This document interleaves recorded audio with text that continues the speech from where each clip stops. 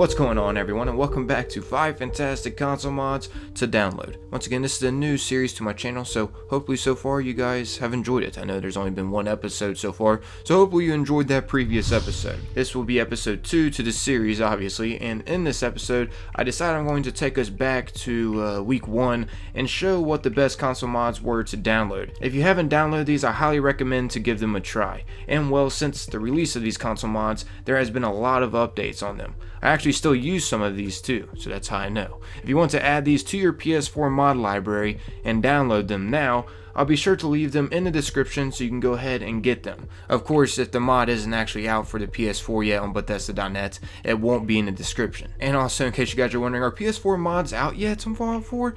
No, they're not, but they are out on Bethesda.net. So basically, the PS4 mods I add in the description will be for future reference for you guys to have. I just didn't want to leave you all out. Don't get mad at me, guys, and be like, you teased me, PS4 mods aren't out. I know they're not. I'm trying to help you guys out to have a selection for you all already. Anywho, let's get started with this. If you end up enjoying, it would be greatly appreciated if you could take a bit of your time and leave a like. I mean, it's okay if you don't. I'm grateful for you just being here checking out my video.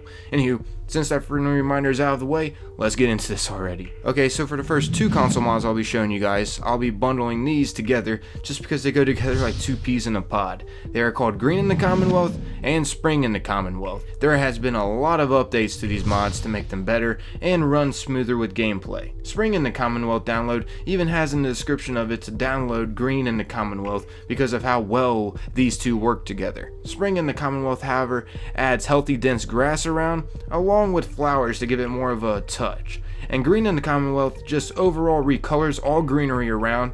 It even adds trees that are alive with leaves instead of dead trees everywhere. It makes the wasteland feel more alive. Some areas are more dense than others, however. Basically, to sum up this mod, it recolors the Commonwealth to give you more of a green experience with more lush environments. As you guys can see, a few before and after shots I brought you guys to show how it really spices up the environment. So this next one, I got you guys some lightsabers. On here though, they're called laser sabers, but they're the same thing. They even have the sound effects as lightsabers. They're pretty awesome. And they come in a bunch of different variants, such as blue, dark purple, dark gold, green, gray, light blue, pink, purple, red, and lastly but certainly not least, white. Yeah, lots to play with. And as you guys can see, they are pretty awesome. The lightsaber that I'm showing off in this gameplay right here is actually called the dark saber. I thought it went well with the outfit that I have on. Next up, I still find myself using this constantly, and we're in week 3 of console mods right now, and all of these I'm showing off came out in week 1. This one is called Spawn Items. It is a cheat mod, and it has a ton of options, such as you can spawn in NPCs for your settlement, mainly to protect, but you can spawn in just normal settlers. You can also spawn in followers. They will come wearing vault suits.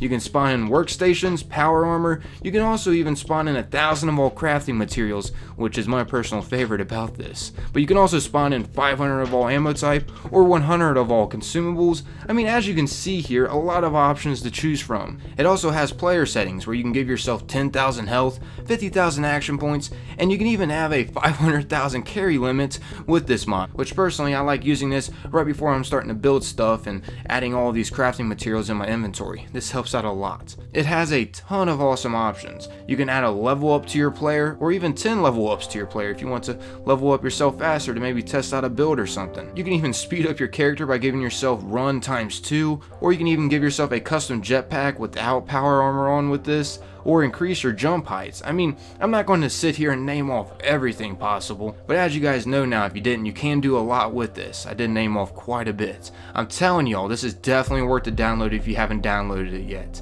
It also has where you can spawn in enemies or allies with grenades. Like, see here, I just spawned in a beastly Liberty Prime that's about ready to do my dirty work by killing a bunch of enemies that I spawned in by throwing my Pokeballs. I'm just playing, they're obviously just grenades that spawn enemies or allies, but in a way, they work just like Pokeballs. So yeah, they're Pokeballs to me. Leave me alone, okay?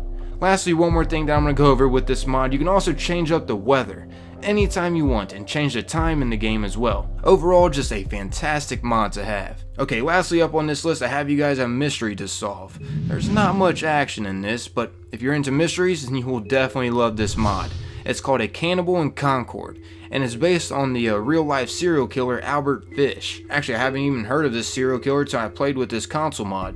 So I guess thank you, mod creator, for giving me a little bit of a history lesson of this brutal serial killer. Anyways, enough about that. I had a lot of fun playing through this mod. I actually did a live let's play with it. If you want to check out the video of me solving the first part of the mystery before the mod creator added in the basement mystery part in the house within the update, well, check the description and go watch it. The mod, as you will see if you end up watching it, had me thinking on what to do next. You have clues you find and have to figure out how to unlock certain parts, and also you got to figure out where certain keys are at to get through the house. Like, you'll find hidden buttons that unlock secret passages within the house. You know, the typical secret bookcase that has a secret passage behind it. Well, if you don't, he actually added that in this house. There is a lot more than meets the eye when trying to get through this mystery.